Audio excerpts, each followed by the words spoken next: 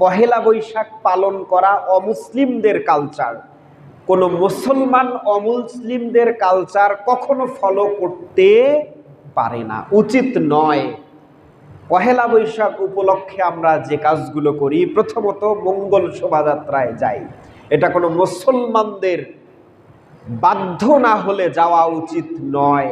সরকারিভাবে বিভিন্ন প্রতিষ্ঠান থেকে যেতে বাধ্য করা হয়, চেষ্টা করতে হবে নিজেকে সংযত করার। যদি সরকার এটাতে বাধ্য করে, এটার দায়ভার সরকারকে নিতে হবে। কোনো অমুসলিমের কালচার মুসলমানরা কখনোই সেখানে যেতে পারে না। স্বতঃস্ফূর্তভাবে কোনো মঙ্গল শোভাযাত্রায় যাওয়া মুসলমানদের উচিত নয়।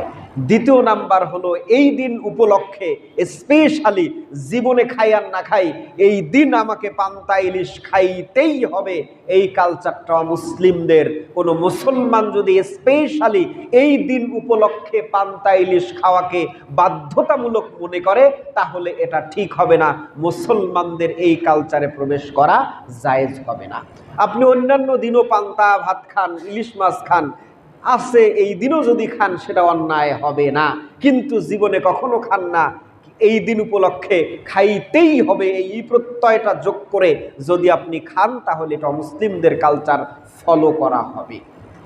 অন্য দিন খান, আপনার পান্তা ইলিশ খাইতে মন চাইছে, কালকে খান, পরশু দিন খান, অথবা তার পরের দিন খান, কিন্তু সেদিন আপনি খেতে পারবেন না, কারণ অমুসলিমরা এই দিনটাকে সেই দিন উপলক্ষে খায়। মুসলমানরা কোন দিন তারা অনেক বেশি উৎফুল্ল হবে, অনেক বেশি আনন্দ উদ্বেলিত হবে, কবে? এটা আল্লাহ নিজেই জানিয়েছেন, সেটা হলো 2 ঈদে। এই ঈদে মানুষ অনেক বেশি আনন্দিত হবে। ঈদুল ফিতর, ঈদুল আজহা, এটা মানুষের খুশির দিন। মানুষ এই দিন আনন্দ উৎফুল্ল করবে, ভালো কাপড় চোপড় পরবে, খাওয়া দাওয়া করবে। এছাড়া অন্য কোনো দিনে যদি ভালো জামা কাপড় পরে আনন্দ উৎফুল্ল করার কোনো বিধান যদি থাকতো, তাহলে আল্লাহ জানাতেন, বিশ্বনবী এটাকে ফলো করতেন, সাহাবীরা এটাকে কাজে কর্মে প্রকাশ করতেন, তাবিনরা করতেন, এবং বড় বড় আলেম যারা ছিলেন তারাও এ কাজে মানুষকে উদ্বুদ্ধ করতেন। বড় আলেম যারা আছেন তারা এটাকে নিষেধ করেন। আল্লাহ রাসূল এটা করেন নাই, বিশ্বনবী এটা করেন নাই, তারপরে যত সাহাবী তাবেঈ তারাও করেন নাই। বর্তমান যুগে যারা আইয়ামে মুস্তাহিদিন বড় বড় আলেম, তারাও এটাকে নিষেধ করেন। তার মানে বোঝা গেল এটা মুসলমানদের কালচার নয়।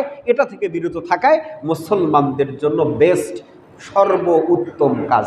আমার মনে হয় আমি বিষয়টা নিয়ে সংক্ষেপে আপনাদেরকে বোঝাতে চাইছি। তাহলে কি করা যাবে না?